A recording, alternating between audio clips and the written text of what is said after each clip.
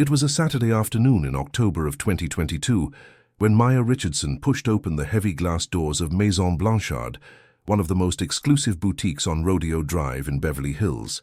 The air inside smelled of Italian leather and French perfume.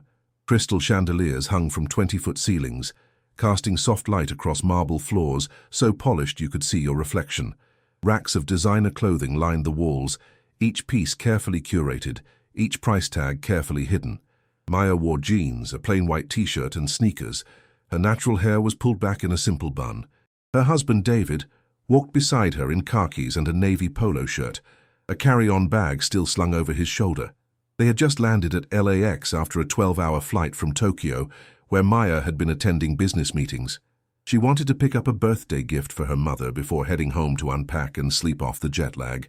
The moment they stepped inside, heads turned. Not the welcoming kind of attention, but the assessing kind. The store manager, a woman named Caroline Mitchell, stood behind the main counter. She was 43 years old, blonde, impeccably dressed in a black Chanel suit. She had worked at Maison Blanchard for 8 years and prided herself on knowing exactly who belonged in her store and who did not. Caroline watched Maya and David move toward the handbag section. She noticed the sneakers, the casual clothes, the tired expressions, the carry-on bag. She made a decision in 3 seconds. "Excuse me," Caroline said, her heels clicking sharply against the marble as she approached them. Her voice carried across the store. "Can I help you find something?" The question itself was innocent. The tone was not. It had edges. Maya turned and smiled. "Yes, actually. I'm looking for a birthday gift. Maybe a handbag or a scarf." Caroline's eyes moved from Maya's face to her shoes, then back up. "I see. Well, our handbags start at $8,000. Our scarves are around $1,500. She paused, letting the numbers hang in the air. "Do you have a specific budget in mind?" David shifted the carry-on bag on his shoulder. "We're just browsing for now." "Browsing." Caroline repeated the word slowly, as if tasting something unpleasant. "I'm sorry, but this isn't really a browsing kind of store. Our pieces are investment items. They require serious consideration and, of course, serious financial commitment." A sales associate named Jennifer, a 26-year-old woman with auburn hair, had been watching from across the store. She walked over, positioning herself slightly behind Caroline.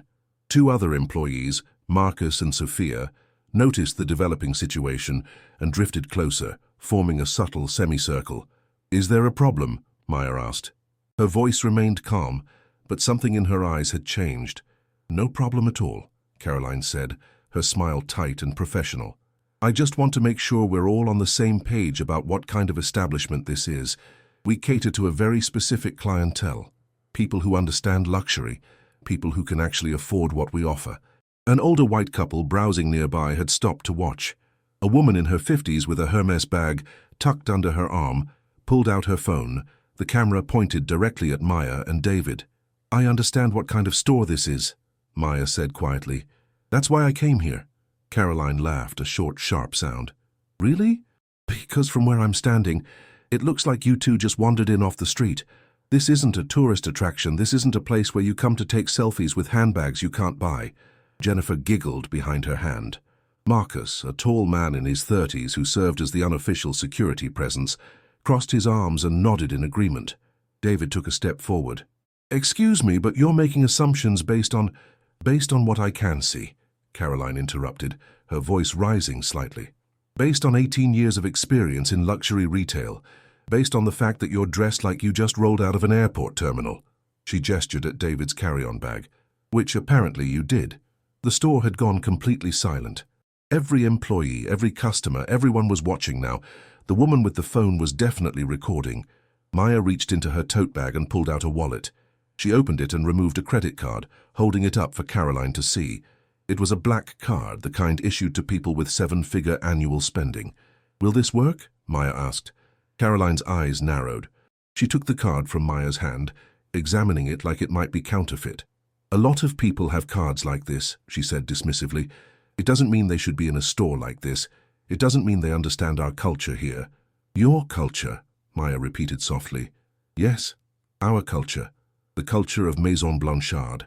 Caroline's voice had taken on a defensive edge now, as if she sensed she was being challenged but couldn't quite articulate why. We have standards, we have expectations, and frankly, you two don't meet them. Sophia, the youngest employee, was filming now too on her phone, whispering to another sales associate. Can you believe this? They actually think they can shop here. Maya stood very still. David's jaw had tightened, his hands forming fists at his sides, but Maya touched his arm gently, a silent signal to wait. I'd like to see that handbag, Maya said, pointing to a burgundy leather bag displayed on a glass shelf behind Caroline. The Valentina clutch. Caroline turned to look at the bag, then back at Maya. Her expression had shifted from dismissive to something darker. No. No? No. That bag is $12,000. It's made in Italy from lambskin leather that takes 6 months to cure. It's not for everyone. It's certainly not for people who can't even dress appropriately to enter this store. The woman with the Hermes bag laughed out loud.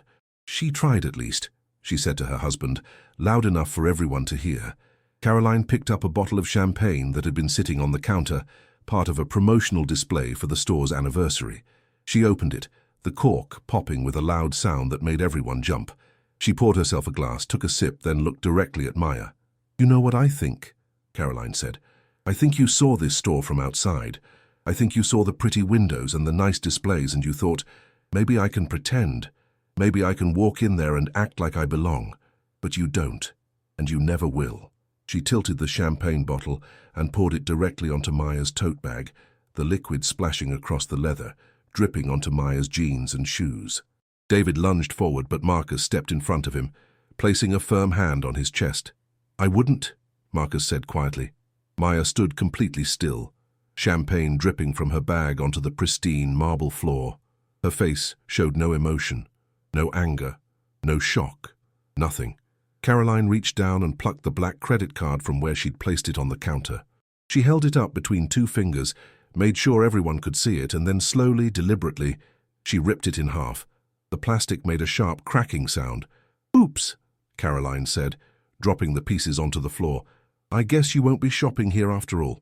Jennifer and Sophia were laughing openly now. The older couple had moved closer, their phones out, recording everything. Another customer, a man in an expensive suit, shook his head and smiled, as if watching an amusing scene from a movie. Maya bent down slowly and picked up the 2 pieces of her credit card. She held them in her palm for a moment, looking at them, then closed her hand around them. When she looked up at Caroline, her expression was unreadable. You're sure about this? Maya asked quietly. Completely sure, Caroline said. Marcus, please escort these people out. Marcus moved toward Maya and David, one hand gesturing toward the door. Let's go. You heard the manager. Maya took a breath, deep and slow. Then she turned to David and nodded once. They walked toward the door together, Marcus following close behind them. As they reached the entrance, Caroline called out one more time. And don't come back. We have your pictures. Our facial recognition system will flag you if you try to enter again. The heavy glass doors closed behind them. Through the windows, everyone in the store could see Maya and David standing on the sidewalk outside. They saw Maya take out her phone and make a call. They saw her speak for several minutes, gesturing occasionally, while David stood beside her with his arms crossed. Then they saw Maya and David walk away, disappearing around the corner. Inside Maison Blanchard, Caroline poured herself another glass of champagne. Well, she said to no one in particular, that's that. Jennifer raised her own glass in a mock toast, to maintaining standards. They drank. The other customers went back to browsing. The store returned to its normal rhythm of hushed conversations and the soft rustle of expensive fabric. But nobody knew who Maya Richardson really was. Nobody knew that the calm, dignified way she walked out of that store was not weakness. It was control. It was power so deep and so absolute that she didn't need to raise her voice or make a scene or prove anything to anyone in that moment. And that day, everything was about to change. If you believe that justice should reach those who discriminate and that hidden power is the best plot twist, subscribe to the channel and turn on notifications. Now, let's get to what really happened that day. 3 hours had passed since Maya and David left Maison Blanchard. It was now 5:30 in the afternoon, and the store was preparing to close for the day. Caroline was in the back office, reviewing sales figures on her computer. It had been a good day, profitable. She had even sold 2 evening gowns worth $30,000 combined to a client from Dubai. Her phone rang. The caller ID showed the main office of Pacific Luxury Group, the parent company that owned Maison Blanchard, and 17 other high-end retail locations across California and Nevada. She answered, "Caroline Mitchell." "Caroline, this is Richard Brennan." Richard was the chief operating officer of Pacific Luxury Group. Caroline had only spoken to him twice in 8 years, both times during annual reviews. Her stomach tightened. "Mr. Brennan, good evening. I need you to shut down the store immediately. Lock the doors. Do not allow any more customers inside." Caroline's mind raced. "I'm sorry, I don't understand. We close in 30 minutes anyway. Now, Caroline, shut it down now." She stood up, walked quickly to the front of the store and signaled to Marcus. "Lock the doors," she whispered. He looked confused but complied, turning the deadbolts and flipping the sign to closed. "Done," Caroline said into the phone. "Good. Now I need you to listen very carefully. A situation has developed regarding an incident that occurred in your store earlier today. An incident involving 2 customers who were asked to leave." Caroline's chest constricted. "You mean that couple? The ones who came in dressed like—" "I know exactly what they were wearing. I've seen the videos, multiple videos, from multiple angles, all of which are currently being reviewed by our legal team, the California Civil Rights Department, and investigators from the Fair Employment and Housing Council." The air seemed to have left the room. Caroline gripped the edge of the counter. "Mr. Brennan, I was protecting the store's reputation. Those people clearly didn't belong—" "Those people," Richard interrupted, his voice cold and hard, "include Maya Richardson. Does that name mean anything to you, Caroline?" It didn't. She said nothing. Maya Richardson is the Director Executive of the California Civil Rights Commission. She has oversight authority over every discrimination complaint filed in this state. She personally investigates cases involving racial bias in commercial establishments. She has the power to launch state audits, impose fines, and refer cases for criminal prosecution. He paused. "Do you understand what I'm telling you?" Caroline's legs felt weak. She sat down on the nearest chair. "But that's not all," Richard continued. "Maya Richardson is also a founding partner of Blackstone Vista Capital, a private equity fund that specializes in commercial real estate. Blackstone Vista owns 42% of the Beverly Hills Luxury Pavilion. Do you know what that is, Caroline?" "No," she whispered. "It's this shopping center, the building you're standing in right now. Maya Richardson's fund owns the land, the structure, the parking garage, and has controlling interest in lease negotiations for every single retail tenant, including Maison Blanchard." The phone felt heavy in Caroline's hand. Behind her, she could hear Jennifer and Sophia talking quietly, sensing that something was wrong, but not knowing what. "Our lease comes up for renewal in January," Richard said. "We've been negotiating favorable terms, or we were, until about 2 hours ago when Maya Richardson's attorneys sent formal notice that Blackstone Vista will not be renewing our lease. They're invoking the conduct clause, specifically the section that allows termination based on tenant behavior that damages the reputation or financial interests of the property. Mr. Brennan, please. The lease on that location is worth approximately $12 million over 5 years. We're losing it. Because of what happened today, because of you." Caroline felt tears burning her eyes, but she forced them back. "I didn't know. How could I have known?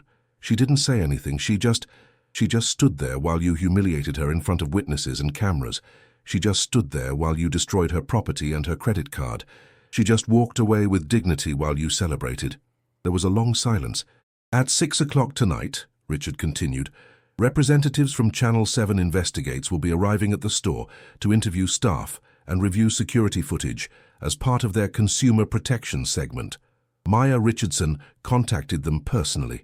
She provided them with witness statements, video evidence, and a detailed timeline of discriminatory practices at this location dating back 14 months. Apparently, you're not the only employee who has made assumptions about customers based on their appearance." Caroline was crying now, silent tears running down her face. "You're terminated, effective immediately. Jennifer Torres, Sophia Chen, and Marcus Williams are also terminated. You will surrender your keys, your access cards, and any company property before you leave tonight. You will not contact any current employees. You will not speak to the media. You will not return to any Pacific Luxury Group property. Do you understand?" "Yes." "And Caroline, there's one more thing. Maya Richardson has filed a formal complaint with the California Attorney General's office. They're opening an investigation into discriminatory practices at all Pacific Luxury Group locations. If they find a pattern of behavior, if they determine that this was not an isolated incident, we're looking at fines in the millions. Criminal charges are also possible. For you personally. The line went dead. Caroline sat in the chair staring at nothing. Around her the store that had been her kingdom, her domain, the place where she had felt powerful and important and in control, suddenly felt very small. Did you see the calm with which she left? Could you have maintained that dignity? Leave your answer in the comments. At 6:15 that evening, a news van from Channel 7 pulled up in front of Maison Blanchard. A reporter named Jessica Huang stepped out, followed by a cameraman and a producer. Jessica was 34 years old, with a reputation for hard-hitting consumer protection investigations. She had won 2 regional Emmy Awards for stories exposing discrimination in housing and employment. Maya Richardson was already there, standing on the sidewalk with David beside her. She had changed clothes. Now she wore a tailored navy suit, professional and commanding. Her natural hair was styled, her makeup perfect. She looked every inch the high-powered executive and government official that she was. Also present were 2 attorneys from Maya's personal legal team. Patricia Vega and Daniel Moss, partners at one of Los Angeles' most prominent civil rights law firms. They carried briefcases filled with documents, video files, and witness statements. "Ms. Richardson," Jessica said, extending her hand, "thank you for contacting us." "Thank you for coming," Maya replied. "I think this story needs to be told." Inside the store, Caroline, Jennifer, Sophia, and Marcus stood near the counter. They had been told to wait for corporate representatives, but no one had arrived yet. Through the windows, they could see the news crew setting up cameras. They could see Maya Richardson speaking with the reporter, gesturing occasionally toward the boutique. "Oh my God," Jennifer whispered. "Is that a news crew?" Sophia's hands were shaking. "What do we do?" Marcus said nothing. He just stared out the window, his face pale. The door to the store opened, and Jessica Huang walked in with her cameraman. Maya Richardson followed, along with her attorneys and David. They were accompanied by a representative from Pacific Luxury Group's crisis management team, a woman named Susan Park, who looked like she had aged 5 years in the past 3 hours. "Good evening," Jessica said to the employees. "I'm Jessica Huang from Channel 7 Investigates. We're here to discuss an incident that occurred in this store earlier today. We'd like to ask you some questions." Caroline found her voice. "We were told not to speak to the media." "You're absolutely within your rights to decline," Jessica said. "But I should inform you that we already have multiple video recordings of the incident, including footage from customers' phones and the store's own security system, which Ms. Richardson's attorneys have obtained through a court order issued 2 hours ago." She paused. "We're running this story tonight at 11, with or without your comment." Patricia Vega, Maya's attorney, stepped forward. She was a woman in her 50s with silver hair and the demeanor of someone who had spent 30 years winning cases. "I'm Patricia Vega, representing Ms. Richardson. I want to make sure everyone here understands the legal situation. A formal complaint has been filed with the California Civil Rights Department. The investigation is active. Anything you say tonight can and will be used in those proceedings." Sophia started crying. "I didn't do anything. I just laughed. I didn't know." "You filmed it," Maya said quietly. It was the first time she had spoken directly to any of them since returning. Her voice was calm, but it cut through the room like a blade. "You filmed me being humiliated. You posted it on social media with hashtags mocking my appearance. Your Instagram account has been archived as evidence." Sophia's face went white. Maya turned to Caroline. "You poured champagne on me. You destroyed my property. You physically damaged my credit card. And then you had your security guard threaten my husband when he tried to defend me." Caroline's voice came out as a whisper. "I didn't know who you were." "No," Maya said. "You didn't. But you knew what you were doing. You knew you were judging me based on the color of my skin and the clothes I was wearing. You knew you were treating me as less than human. You knew you were humiliating me in front of strangers who laughed and filmed because you gave them permission to participate in my degradation." The cameraman was recording everything. The red light on his camera was steady and unblinking. "Do you know why I didn't say anything when I left?" Maya continued. "Do you know why I didn't defend myself or explain who I was?" Nobody answered. "Because I shouldn't have to. Because my worth as a human being is not determined by my job title or my bank account or how much power I have. Because the moment you treated me that way, you revealed everything about yourself and nothing about me. Jessica Huang was taking notes, her pen moving rapidly across her pad. Ms. Mitchell, Patricia Vega said, addressing Caroline directly, are you aware that California Civil Code Section 1051.5 prohibits discrimination in business establishments based on race, color, religion, ancestry, national origin, disability, medical condition, genetic information, marital status, sex, gender, gender identity, gender expression, age, sexual orientation, military and veteran status? Caroline nodded mutely. Are you aware that violations of this code can result in civil penalties of up to $25,000 per violation, plus compensatory and punitive damages? Another nod. And are you aware that the video evidence we have shows not just one incident, but a pattern of behavior? That we have statements from 3 former employees who describe similar incidents involving customers of color? That we have documented complaints from the past year that were dismissed or ignored by management? Caroline closed her eyes. Daniel Moss, the other attorney, opened his briefcase and pulled out a thick folder. We also have evidence that this store has engaged in a practice known as curbing, where security personnel are instructed to follow and monitor certain customers based on racial profiling. Mr. Williams, he said, looking at Marcus, you were trained to identify potential theft risks based on appearance, correct? Marcus looked down at his shoes. Yes. And those appearance-based indicators included clothing style, age, and race. We were told to be cautious. Cautious of black customers. Silence. Cautious of Latino customers. More silence. Cautious of anyone who didn't look like they belonged in a luxury store? Marcus's voice was barely audible. Yes. Jessica Huang looked at her cameraman and nodded. They had what they needed. Maya Richardson stood in the center of the store, surrounded by the crystal chandeliers and marble floors, and racks of expensive clothing that had been used as weapons against her just hours earlier. She looked at Caroline, at Jennifer, at Sophia, at Marcus. She saw their fear, their regret, their dawning understanding of what they had done and what it was going to cost them. I want to be clear about something, Maya said. This is not about revenge. This is not about ruining your lives. This is about accountability. It's about making sure that what happened to me doesn't happen to anyone else. It's about sending a message that discrimination has consequences. Real consequences. She turned to leave, then paused and looked back at Caroline one more time. You said I didn't understand your culture. You were wrong. I understand it perfectly. That's why I'm changing it. Maya Richardson walked out of Maison Blanchard for the second time that day. This time she was followed by attorneys, reporters, and cameras. This time she walked out not as a victim but as exactly who she had always been. A woman with the power and the position and the absolute determination to make sure justice was served. Behind her, Caroline Mitchell sat down on the floor and cried. The following morning, Sunday, October 23rd, 2022, the story broke everywhere. Channel 7 aired their investigative piece at 11 p.m. Saturday night, and by midnight, it had been picked up by national news outlets. Luxury boutique discriminates against civil rights official, read the headline on CNN. Rodeo Drive store faces criminal investigation after racist incident, reported the Los Angeles Times.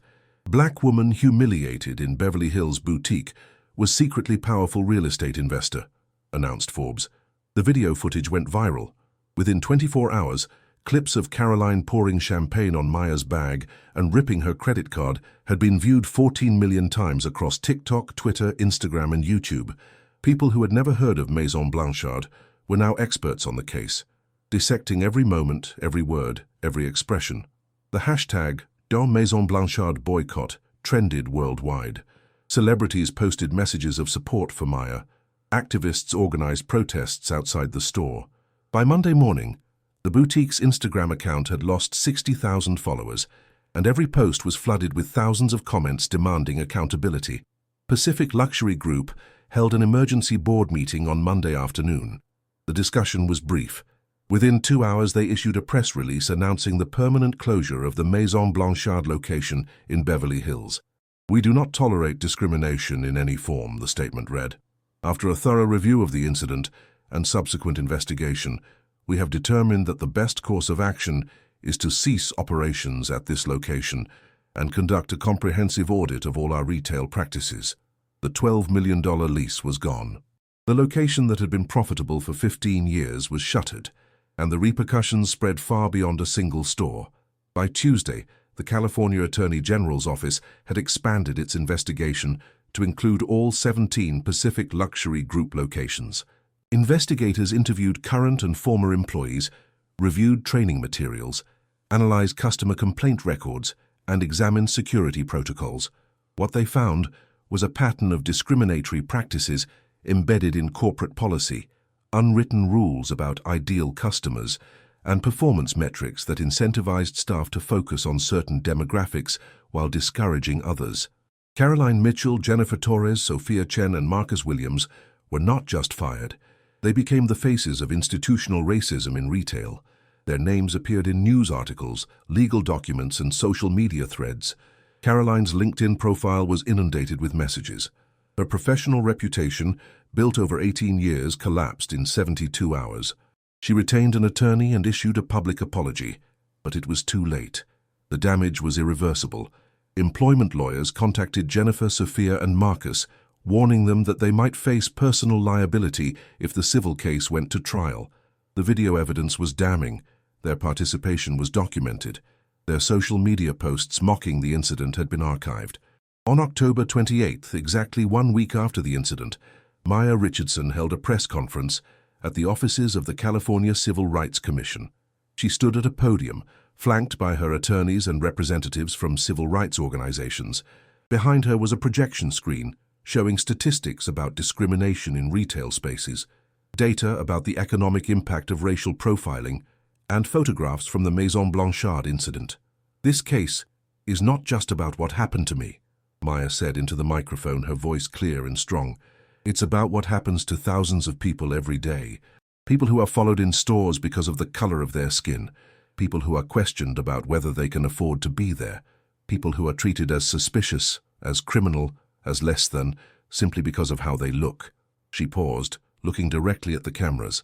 "When I walked into Maison Blanchard last Saturday, I was exhausted from travel. I was dressed casually. I didn't announce my job title or my financial status, because I shouldn't have to. No one should have to prove their worth to be treated with basic human dignity." The room was silent, except for the clicking of camera shutters. "The employees who discriminated against me are facing consequences.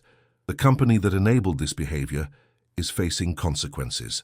And these consequences are appropriate. They are proportional. They are necessary. Because without consequences, nothing changes." A reporter raised her hand. "Ms. Richardson, some critics have suggested that your response was too severe, that you used your position of power to retaliate against people who made a mistake. How do you respond to that?" Maya looked at her steadily. "I didn't use my position. I exercised my rights as a citizen who was discriminated against. I filed a complaint through the proper legal channels. I provided evidence. I allowed the system to work. And the system found that what happened to me was illegal, that it was part of a larger pattern of illegal behavior. That's not retaliation. That's justice." Another reporter spoke up. "What happens now?" "Now the investigation continues. Now we work to ensure that every retail establishment in California understands that discrimination will not be tolerated. Now we push for stronger enforcement mechanisms and real accountability. And now we make sure that the next person who walks into a store, no matter what they're wearing, no matter what they look like, is treated with the respect they deserve." The press conference lasted 45 minutes. Maya answered every question with precision and composure. When it ended, she walked out of the building with the same calm dignity she had shown walking out of Maison Blanchard. But now everyone knew who she was. Everyone understood what that silence had meant. The legal proceedings moved forward rapidly. On November 15th, the California Attorney General filed formal charges against Pacific Luxury Group for systematic civil rights violations. The case included evidence from 17 different stores, testimony from 43 employees and former employees, and documentation of training programs that explicitly encouraged racial profiling. The company faced fines totaling $8 million and was required to implement comprehensive anti-discrimination training for all staff, establish independent oversight mechanisms, and submit to quarterly audits for 5 years. Caroline Mitchell, as the primary actor in the Maison Blanchard incident, faced personal consequences that extended beyond losing her job. The video of her pouring champagne on Maya's bag and destroying her credit card had been analyzed by investigators who determined that her actions constituted assault and destruction of property. The Los Angeles District Attorney's Office filed misdemeanor charges. Caroline retained a criminal defense attorney and eventually accepted a plea deal that included probation, community service, mandatory counseling, and a permanent record. Jennifer, Sophia, and Marcus were named as defendants in the civil suit Maya Richardson filed seeking damages for emotional distress, violation of civil rights, and punitive damages to deter future discrimination. The case was settled out of court for an undisclosed amount, but legal analysts estimated the total payout exceeded $2 million. Maya donated her portion to organizations fighting retail discrimination and supporting small businesses owned by people of color. By December, the Maison Blanchard location in Beverly Hills had been permanently closed. The space sat empty, windows papered over, a symbol of what happens when discrimination meets accountability. Pacific Luxury Group's stock price had dropped 18%. Other luxury retailers scrambled to review their own policies, terrified of becoming the next scandal. In February of 2023, 4 months after the incident, Maya Richardson spoke at a conference on civil rights and economic justice. During her presentation, someone asked her if she felt satisfied with the outcome. Maya paused before answering. "Satisfaction isn't the right word," she said. "What happened to me should never have happened. The fact that it took my particular position and resources to get justice is itself an indictment of the system. Most people who experience discrimination don't have lawyers on speed dial. They don't have connections to investigative journalists. They don't own part of the building where they were humiliated. They suffer in silence, or they complain and are ignored, or they accept that this is just how the world works." She looked out at the audience. "So no, I'm not satisfied. I'm determined. I'm determined to keep fighting. I'm determined to use whatever power and platform I have to change things, because the only thing worse than experiencing discrimination is allowing it to continue." The audience stood and applauded. Some people were crying. After the conference, Maya drove home to the house she shared with David in Pasadena. They had dinner together, talked about their day, watched a movie. It was an ordinary evening, comfortable and unremarkable. Maya did not spend it thinking about Caroline Mitchell or Maison Blanchard or the viral videos or the legal settlements. She thought about the letter she had received that week from a young black woman who had been followed in a department store in San Diego. The woman had seen Maya's story and decided to file a complaint instead of staying silent. She wanted Maya to know that her courage had inspired action. That letter, more than anything else, represented what Maya had hoped to achieve. Not revenge. Not personal satisfaction, but a world where one person's refusal to accept injustice could create space for others to demand better. Caroline Mitchell, meanwhile, was living a very different reality. She had moved out of her apartment in Santa Monica, unable to afford the rent after losing her job and facing legal fees that consumed her savings. She was living with her sister in Riverside, working part-time at a small clothing boutique that paid $11 an hour. Her face was still recognizable from the viral videos. Sometimes customers would stare at her, whispering to each other. A few times people had confronted her directly, filming her at work, demanding to know if she had learned her lesson. She had lost friends. Her boyfriend had broken up with her. Her family was supportive but strained. Every job application she submitted was rejected within days. Background checks revealed the misdemeanor conviction. Google searches showed the videos. There was no escape from what she had done.